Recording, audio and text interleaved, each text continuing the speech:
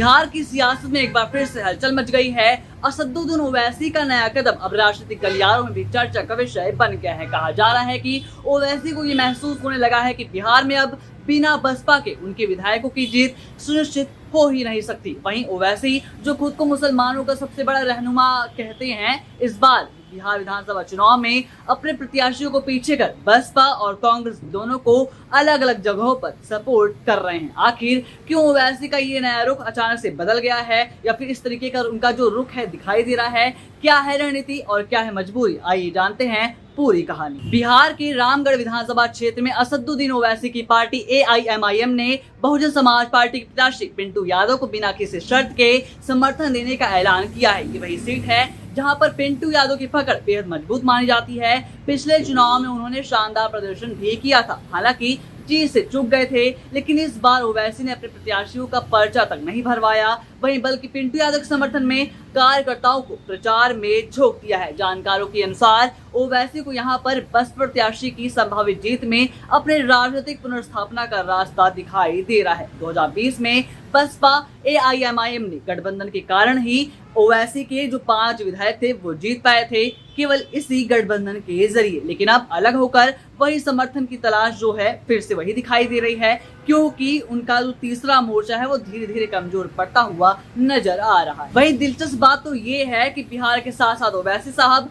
अपने गढ़ यानी कि तेलंगाना में भी नया राजनीतिक प्रयोग कर रहे हैं। हैदराबाद की जुबली हिल्स विधानसभा सीट पर 11 नवंबर को होने वाले उपचुनाव में AIMIM ने खुद चुनाव न लड़ने का फैसला किया है। जी हां, और बड़ी बात यह है कि कांग्रेस प्रत्याशी नवीन यादव को बिना किसी शर्त के समर्थन देने का भी ऐलान किया है। ये सीट मुस्लिम बहुल्ला का है, बावजूद इसके कांग्रेस ने यहाँ से एक हिंदू उम्मीदवार को मैदान में उतारा है। और सबसे बड़ी या फिर कहीं हैरानी वाली बात यह है कि ओवैसी, जो कि खुद मुसलमानों की आवाज उठाते हैं या फिर उनके रहनुमा बनते हैं, उसी उम्मीदवार के समर्थन में उतर आए हैं। कांग्रेस इस सीट को जीतने के लिए पूरी ताकत झोंक रही है, और वहीं BRS ने भी अपने दिवंगत विधायक गोपीनाथ की पत्नी को टिकट दिया है। और ओवैसी का ये रुख अब उनके सियासी तेवरों या फिर सिद्धांतों पर भी सवाल खड़े कर रहा है। यहाँ पर गौर करने वाली बात यह है कि बिहार में एक तरफ बसपा के प्रत्याशी को समर्थन, वहीं दूसरी तरफ तेलंगाना में कांग्रेस के प्रत्याशी को समर्थन। ओवैसी की ये जो दोहरी रणनीति है खुलकर सामने आ गई है।